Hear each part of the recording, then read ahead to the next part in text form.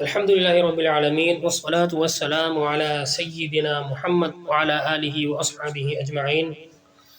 میرے بھائی اور دوستو، اللہ تبارک و تعالی قرآن مجید فرقان حمید کی سورۃ الرعد میں ارشاد فرماتا ہے وَإِن تَعْجَبْ فَعَجَبٌ قَوْلُهُمْ أَإِذَا كُنَّا تُرَابًا أَإِنَّا لَفِي خَلْقٍ جَدِيدٍ۔ یہاں پر یہ ایتھیسٹ ٹائپ کا ایک قول ہے، ملحدین کا قول، جو کہ آج کل کے بھی ملحدین جس قسم کی باتیں کرتے ہیں، تو یہ قول نیا نہیں ہے، یہ بہت پرانا قول ہے جو یہاں بھی تذکرہ کیا۔ وہ کیا ہے؟ اللہ تعالیٰ فرماتا ہے اے میرے پیغمبر، اگر تجھے تعجب ہے تو ان کی یہ بات واقعی قابل تعجب ہے۔ اذا کننا ترابا، کہ کیا جب ہم ہو جائیں گے مٹی، انا لفی خلق جدید، تو کیا دوبارہ پیدا کیے جائیں گے؟ وہ کہتے ہیں کہ ہم جب مر جائیں گے تو ہم گل سڑ کے مٹی ہو جائیں گے، ہماری ہڈیاں بھی وقت کے ساتھ ساتھ بوسیدہ ہو جائیں گی، تو ہم مٹی میں مل جائیں گے، جیسے کہ جاندار پیدا ہوتے ہیں اور مر جاتے ہیں اور مٹی ویسی کی ویسی نظر آتی ہے، سب مٹی میں گم ہو جاتے ہیں، تو ہم بھی ایسے ہی مرنے کے بعد مٹی میں گم ہو جاتے ہیں، تو اس کے بعد ہم دوبارہ پیدا ہوں گے، ایک نئی تخلیق میں ہوں گے، دوبارہ اٹھائے جائیں گے۔ یہ بات ہمیں سمجھ میں نہیں آتی، ہم اس کو نہیں مان سکتے، یہ عقل سے بعید ہے۔ وہ یہ کہتے ہیں، تو اللہ تعالیٰ فرماتا ہے کہ اے میرے پیغمبر، یہ باتیں سن کے تجھے جو تعجب ہوتا ہے نا، تو واقعی بات ان کی قابل تعجب ہے جو ایسا کہتے ہیں۔ کیوں قابل تعجب ہے؟ اس لیے کہ کیا وہ پہلی مرتبہ پیدا نہیں کیے گئے؟ کسی چیز کو پہلی مرتبہ بنانا اور اس کے بنانے کے بعد اس کو دوبارہ بنانا، اس میں کون سا کام زیادہ مشکل ہے؟ پہلی مرتبہ بنانا زیادہ مشکل۔ ہم دیکھتے ہیں کہ پہلی مرتبہ جو چیز بناتے ہیں تو اس کو ہم ایجاد اور اختراع کہتے ہیں۔ ایجادات میں کتنا وقت لگتا ہے؟ ہم ایجادات پر نظر ڈال لیتے ہیں جو انسان نے ایجادات کی ہیں۔ بجلی ہے، بجلی سے چلنے والی چیزیں ہیں، لائٹیں، پنکھے، موٹریں، اس کے علاوہ گاڑیاں ہیں، اس کے علاوہ کمپیوٹر ہے، حساب کتاب کرنے والی مشین، اس کے اندر کتنی فیلڈ ہیں، یہ سب انسان نے ایجاد کیے ہیں۔ تو ایجاد کب ہوئی ہے؟ ایک انسانی تاریخ گزر گئی، ہزاروں سال، لاکھوں سال، یعنی ان چیزوں کا ذکر کہیں نہیں ملتا، اور اب کہیں جا کر ایجاد ہوئی، اور جب ایجاد ہوئی تو ایک کے بعد دوسری بننے لگی، ایک مشین بنی، دوسری بنی، 1000 بنی، 1,00,000 بنی، ایک گاڑی بنی، دوسری بنی، اور وقت کے ساتھ ساتھ اور بھی جدید بنتی جا رہی ہیں۔ تو پہلی مرتبہ کسی چیز کے بننے میں کتنی محنت اور وقت لگتا ہے، اور اگلی دفعہ اس کو بنانا آسان ہوتا ہے۔ تو پہلی دفعہ بنانا اصل بنانا ہے، اور اگلی مرتبہ کاپی ہوتی ہے۔ تو اللہ تعالیٰ کہتا ہے یہ پہلی مرتبہ کیسے بن گئے؟ جب یہی سوچ رہے ہیں کہ مٹی ہونے کے بعد ہم کیسے بنیں گے، تو پہلی دفعہ زیادہ مشکل تھا، وہ کیسے ہو گیا؟ تو اس کو اللہ نے مختلف طریقوں سے واضح کیا ہے اس بات کو، جیسا کہ ایک اور مقام پر ہے وَقَالُوا أَإِذَا كُنَّا عِظَامًا وَرُفَاتًا أَإِنَّا لَمَبْعُوثُونَ خَلْقًا جَدِيدًا۔ وہاں بھی انہوں نے یہی کہا کہ کیا جب ہم ہڈیاں اور چورا ہو جائیں گے تو کیا ہم دوبارہ بنا کر اٹھائے جائیں گے؟ قُلْ كُونُوا حِجَارَةً أَوْ حَدِيدًا۔ اے میرے پیغمبر محمد صلی اللہ علیہ وسلم، اے میرے پیغمبر تو کہہ دے کہ تم لوگ ہو جاؤ پتھر یا لوہا، او خلقا مما یکبر فی صدورکم، یا کوئی ایسی مخلوق جو تمہارے دلوں میں، تمہارے ذہن میں زیادہ بڑی مخلوق ہو، چاہے وہ ہو جاؤ تب بھی یہی ہونا ہے۔ فَسَيَقُولُونَ مَن يُعِيدُنَا، تو فوراً وہ کہیں گے ہمیں دوبارہ کون اٹھائے گا، ہمیں دوبارہ کون لوٹائے گا پہلی حالت میں؟ قل، اے میرے پیغمبر تو کہہ دے الذی فطرکم اول مرہ، وہ ذات جس نے تمہیں پہلی مرتبہ اٹھایا تھا، جس نے تمہیں پہلی مرتبہ پیدا کیا تھا۔ یہاں فطرت کا لفظ ہے، فطرت یہ بنیاد کے لیے آتا ہے، یعنی پہلی مرتبہ وہ بنیادی چیز ہے، اگلی مرتبہ اب بنیاد نہیں ہے، اب کسی کی بنیاد پر بن رہی ہے۔ تو جب بنیادی طور پر اس نے بنا دیا تو اگلی دفعہ تو کاپی ہے، وہ بنانے میں کیا مسئلہ ہے؟ اسی طرح اس بات کو اور اس تعجب کو جو کہ وہ لوگ پیش کرتے ہیں، اور جس بہانے کو وہ پیش کرتے ہیں اللہ کے دین سے، اللہ کے رسول سے جان چھڑانے کے لیے اور فساد کرنے کے لیے اور جھٹلانے کے لیے، اس کو اللہ نے توڑا ہے۔ یہ قرآن کی لاجک ہے، لاجک اگر سمجھنا ہے تو اللہ کی کتاب سمجھو، کیونکہ اللہ نے اس میں جو کچھ بیان کیا وہ اللہ کی طرف سے، اور اس میں جو حکمت ہے، جو بصیرت ہے، اور جو کچھ اس کے اندر سے لاجک آ رہی ہے وہ اصل ہے۔ تو اللہ نے دو صورتیں بیان فرمائی، ام خلقوا من غیر شیء، کیا وہ بغیر کسی کے بنائے بن گئے ہیں، ایک صورت، ام هم الخالقون، یا وہ خود خالق ہیں، خود بنانے والے ہیں۔ تو ہم دیکھتے ہیں کہ دونوں چیزیں محال ہیں، ناممکن ہے۔ کوئی چیز بنی ہو اور اس کا کوئی بنانے والا نہ ہو، یہ نہیں ہو سکتا۔ دوسری بات، ایک چیز بنی ہے اور اس نے اپنے آپ کو خود بنایا، یہ بھی نہیں ہو سکتا۔ یعنی ایسی کوئی چیز ہمارے سامنے نہیں ہے کہ جو کسی کے بنائے بغیر بنی ہو یا وہ خود بنی ہو۔ تو چیزیں بغیر کسی کے بنائے بھی نہیں بنتی اور چیزیں خود بھی نہیں بنتی۔ تو یہ کس کا انکار کر رہے ہیں؟ اپنے اس رب کا جس نے ان کو تخلیق کیا ہے، اور اس سے جان چھڑانے کے، اس کا انکار کرنے کے بہانے بنا رہے ہیں، حالانکہ وہ ایسی بات کہہ رہے ہیں جس کی کوئی بنیاد نہیں۔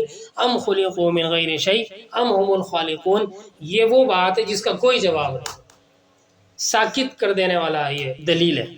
تو اس جرم کے بیان کرنے کے بعد کہ یہ باتیں کرنا اتنا آسان نہیں ہے، یہ بہانے بازی اتنی آسان نہیں ہے، اس کا انجام کیا ہونے والا ہے؟ اولئک الذین کفروا بربہم، یہ وہ لوگ ہیں جنہوں نے کفر کیا اپنے پالنے والے سے، جنہوں نے مخالفت کی اپنے پروردگار کی، جنہوں نے ٹھکرا دیا اپنے پروردگار کے بھیجے ہوئے دین کو، بھیجے ہوئے رسول کو، بھیجی ہوئی کتاب کو۔ وَأُولَئِكَ الْأَغْلَالُ فِي أَعْنَاقِهِمْ، اور یہی لوگ ہیں جن کے گردنوں میں طوق ہوں گے۔ وَأُولَئِكَ أَصْحَابُ النَّارِ، اور یہی لوگ ہیں جہنم کی آگ والے، یہ جہنم کی آگ میں جلیں گے۔ ہم فیہا خالدون، اور اس میں رہیں گے ہمیشہ۔ آگے اللہ تعالیٰ ارشاد فرماتا ہے وَيَسْتَعْجِلُونَكَ بِالسَّيِّئَةِ قَبْلَ الْحَسَنَةِ، اور وہ لوگ تجھ سے جلدی کرتے ہیں برائی کی اچھائی سے پہلے، حسنہ سے پہلے سیئہ لیتے ہیں۔ کیا مطلب؟ پیغمبر کو تو ہدایت دے کر بھیجا گیا ہے، قرآن دے کر بھیجا گیا ہے، دین دے کر بھیجا گیا ہے، جو کہ اول سے آخر تک بھلائی ہی بھلائی ہے، حسنہ ہے، دنیا کی بھی بھلائی ہے اور آخرت کی بھی بھلائی ہے۔ تو اس کو لینے کے بجائے اس کو ٹھکرا دیتے ہیں، اس کے مخالف ہو جاتے ہیں، اس کو جھٹلاتے ہیں اور کہتے ہیں اگر تو سچا رسول ہے تو وہ عذاب لیا جس سے تو ہمیں ڈرا رہا ہے، ہاں اب تو ہمیں غلط قرار دے رہا ہے، اور تو کہہ رہا ہے کہ اگر ایسے کرو گے تو یہ سزا ملے گی، یہ سزا ملے گی، یہ سزا ملے گی، یہ انجام ہوگا، تو وہ انجام لیا۔ اس کی مثالیں اور مقامات پر بھی ملتی ہیں کہ وہ براہ راست پیغمبروں کو کہہ دیا کرتے تھے کہ اگر تو سچا ہے تو چل ہم ایک کام کرتے ہیں، ربنا عجل لنا قطنا قبل یوم الحساب، کہنے لگے اے ہمارے رب ہمارا ابھی فیصلہ کر دے حساب کے دن سے پہلے۔ یعنی اگر یہ رسول سچا ہے تو ہم کہتے ہیں کہ آپ ہمارا کام تمام کر دیں۔ اور دوسرا مقام پر ہے وَإِذْ قَالُوا اللَّهُمَّ، اور وہ کہتے ہیں کہ اے اللہ ان کان ھذا هو الحق، اگر یہ حق ہے من عندک تیری طرف سے، فَأَمْطِرْ عَلَيْنَا حِجَارَةً مِّنَ السَّمَاءِ، تو ہم پر آسمان سے پتھر برسا دے، او ائتنا بعذاب علیم، اور ہمیں دردناک عذاب دے دے۔ ایسے کہتے تھے ہاتھ اٹھا کے پیغمبر کو کہ دیکھ تیرے سامنے مانگ رہے ہیں کہ اگر تو سچا ہے تو ہم اللہ سے کہتے ہیں اگر یہ سچا ہے تو ہم پر پتھر نازل کر دے، پتھر برسا دے، اگر یہ رسول سچا ہے تو ہم پر عذاب نازل کر دے۔ یعنی اگر اے پیغمبر تم سچے ہوتے تو ہم پر پتھر برس جاتے، دیکھو ہم تو بالکل امن اور سکون سے ہیں، بالکل سیٹ ہیں دنیاوی اعتبار سے، ہمیں کوئی مسئلہ نہیں ہوا۔ اگر تو سچا ہوتا ہم پر عذاب آیا تھا، دیکھ ہم تو کھلے گھوم رہے ہیں، مشکلات میں تو ہم تمہیں دیکھتے ہیں۔ تو اس قسم کی باتیں کرتے ہیں۔ اللہ تعالیٰ فرماتا ہے وَقَدْ خَلَتْ مِن قَبْلِهِمُ الْمَثُلَاتُ، اور حالت یہ ہے کہ ان سے پہلے کئی سزائیں گزر چکی ہیں، یعنی وہ اس بات کو جانتے ہیں، یہ قصے اور یہ واقعات اللہ نے مشہور رکھے ہیں ہر دور میں، کہ پہلے کچھ قومیں آئیں ایسی جنہوں نے اپنے رسول کی مخالفت کی، دین کو جھٹلایا اور تکبر کیا، تو اس کے بعد اللہ نے ان کے اوپر اپنا عذاب نازل فرمایا۔ قوم نوح کی مثال لے لیں، نوح علیہ السلام کی قوم، جب انہوں نے اپنے رسول کا انکار کیا، اس کی مخالفت کی اور رسول کے لائے ہوئے دین پر عمل کرنے کے بجائے اپنی نفسانی خواہشات اور شیطان اور طاغوت کے رستے پر چلنے لگے، تو کیا ہوا؟ فَفَتَحْنَا أَبْوَابَ السَّمَاءِ بِمَاءٍ مُنْهَمِرٍ، ہم نے آسمان کے دروازے کھول دیے موسلا دھار پانی کے لیے، پانی برسنے لگا۔ وَفَجَّرْنَا الْأَرْضَ عُيُونًا، اور ہم نے زمین کو پھاڑ دیے چشمے بنا کر۔ یعنی زمین پورے چشمے ہی چشمے ہو گئی، تو اوپر سے بھی پانی برس رہا تھا، نیچے سے بھی پانی نکل رہا تھا، وہ دونوں طرف سے بند کر دیے گئے۔ فَالْتَقَى الْمَاءُ عَلَىٰ أَمْرٍ قَدْ قُدِرَ وَحَمَلْنَاهُ عَلَىٰ ذَاتِ أَلْوَاحٍ وَدُسُرٍ تَجْرِي بِأَعْيُنِنَا جَزَاءً لِمَنْ كَانَ كُفِرَ۔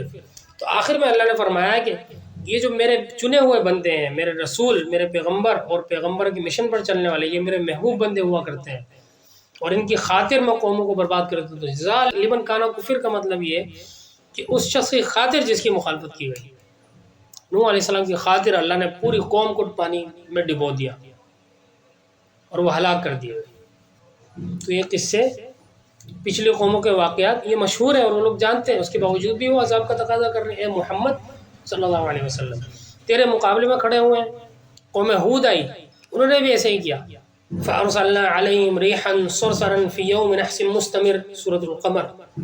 اللہ نے ہواؤں کا عذاب بھیجا اور وہ ایسی چلیں کہ انہوں نے ہر چیز کو ریزہ ریزہ کر دیا، برباد کر دیا، تہس نہس کر دیا، اور پوری قوم ہلاک کر دی گئی۔ قوم سمود کا، صالح علیہ السلام کی قوم کا تذکرہ اللہ نے کیا، قرآن مجید میں بھی کیا، اس سے پہلے بھی وہ تذکرہ لوگ جانتے تھے، پچھلی کتابوں میں تھا۔ اِنَّا أَرْسَلْنَا عَلَيْهِمْ صَيْحَةً وَاحِدَةً فَكَانُوا كَهَشِيمِ الْمُحْتَظِرِ۔ اللہ نے ان پر چیخ بھیجی تو وہ ایسے ہو گئے جیسے باڑ والے کی سوکھی اور ٹوٹی ہوئی باڑ ہو جاتی ہے، ایسی ان کی حالت ہو گئی۔ قوم لوط آئی، انہوں نے اللہ کی تخلیق کو اور اس کی ترتیب کو، اس کی فطرت کو بگاڑا، اور وہ مردوں کی طرف بڑھتے تھے شہوت آرانے کے لیے، عورتوں کو چھوڑ کر۔ جب ان کا انجام آیا، عذاب کا وقت آیا، تو کیا ہوا؟ اِنَّا أَرْسَلْنَا عَلَيْهِمْ حَاصِبًا إِلَّا آلَ لُوطٍ نَجَّيْنَاهُمْ بِسَحَرٍ۔ اللہ تعالیٰ ارشاد فرماتے ہیں کہ ہم نے ان کے اوپر ایک ہوا چلائی، جھکڑ، جس میں کنکر بھرے ہوئے تھے، پتھر بھرے ہوئے تھے، ان پر پتھر برسائے گئے، ان کو پتھر مارے گئے۔ اسی طرح شعیب علیہ السلام کی قوم، ان پر انگارے برسے تھے۔ تو یہ مسئولات ہیں، سزائیں ہیں۔ مثل سے ہے یہ، یعنی سزا، کسی بھی چیز کی سزا اس کے جرم کے برابر ہوتی ہے، اسی لیے مسئولات آیا ہے یہاں پر، کہ جیسا ان کے ساتھ ہوا، جیسا ان کے اوپر عذاب آیا، تو جرم انہوں نے ایسے ہی کیا تھا۔ تو اللہ تعالیٰ فرماتا ہے اے میرے پیغمبر، تجھ سے جلدی کرتے ہیں برائی کی اچھائی سے پہلے، بجائے یہ کہ تیرا دین قبول کریں، تیرے جھنڈے کے نیچے آ جائیں، تیرے رسالت پر ایمان لائیں، تیرے قرآن کو تسلیم کریں، اس کو اپنا ذریعہ ہدایت بنائیں، نسخہ ہدایت بنائیں، اس کو اپنے اصول بنائیں، اپنا دین بنائیں، تیری مخالفت میں کھڑے ہو گئے۔ اللہ تعالیٰ کی دو صفات اللہ نے یہاں پیش کی ہیں، اس کو سمجھ کر چلنا ہے۔ وَإِنَّ رَبَّكَ لَذُو مَغْفِرَةٍ لِلنَّاسِ، اور بے شک تیرا رب مغفرت والا ہے لوگوں کے لیے۔ اللہ لوگوں کے حق میں درگزر کرنے والا، بخشش دینے والا، مہربانی فرمانے والی ذات ہے۔ اللہ لوگوں کے لیے ظالم نہیں، لوگوں پر ظلم نہیں کرتا وہ، اور نہ وہ اس بات کو پسند کرتا ہے کہ وہ لوگوں کو عذاب دے۔ اعلیٰ ظلمیم، باوجود یہ کہ لوگ ظالم ہیں، لوگ ناانصافی کرتے ہیں، اپنے ساتھ بھی دوسروں کے ساتھ بھی، اللہ کے دین کے ساتھ، اللہ کے پیغمبروں کے ساتھ، اللہ کی کتابوں کے ساتھ، اور فساد کرتے ہیں اور دنیا کو ظلم سے بڑھتے ہیں، اس کے باوجود بھی اللہ ان کو ڈھیل دیتا ہے، درگزر کرتا ہے، ان کے پاس اپنی ہدایات بھیجتا رہتا ہے کہ وہ سمجھ جائیں، اپنے داغدار ماضی کو کسی طرح درست کر لیں، اپنے حال کو سنوار لیں، اپنے مستقبل کو بنا لیں، اس کے لیے مواقع دیتا ہے، وہ تو مغفرت والی ذات ہے۔ اور دوسری صفت وَإِنَّ رَبَّكَ لَشَدِيدُ الْعِقَابِ، اور بے شک تیرا رب سخت سزا والا ہے۔ اگر تم نے یہ موقع گنوا دیا کہ جب تک وہ تمہیں موقع دے رہا تھا، ڈھیل دے رہا تھا، اور تم نہیں سنبھلے اور سزا کا وقت آ گیا، تو یاد رکھو اب جو سزا ملے گی وہ ایسی سخت سزا ہوگی کہ جس کو کوئی جھیل نہیں سکتا۔ اللہ تعالیٰ میں اللہ کی نافرمانی سے، بے دینی سے، بددینی سے، اور اللہ کی پکڑ، اللہ کی پھٹکار سے بچائے، اور اللہ کے دین پر، اللہ کی کتاب پر، اللہ کے رسول صلی اللہ علیہ وسلم کے طرز حیات کے مطابق عمل کرنے کی توفیق عطا فرمائے۔ وآخر دعوانا ان الحمد للہ رب العالمین۔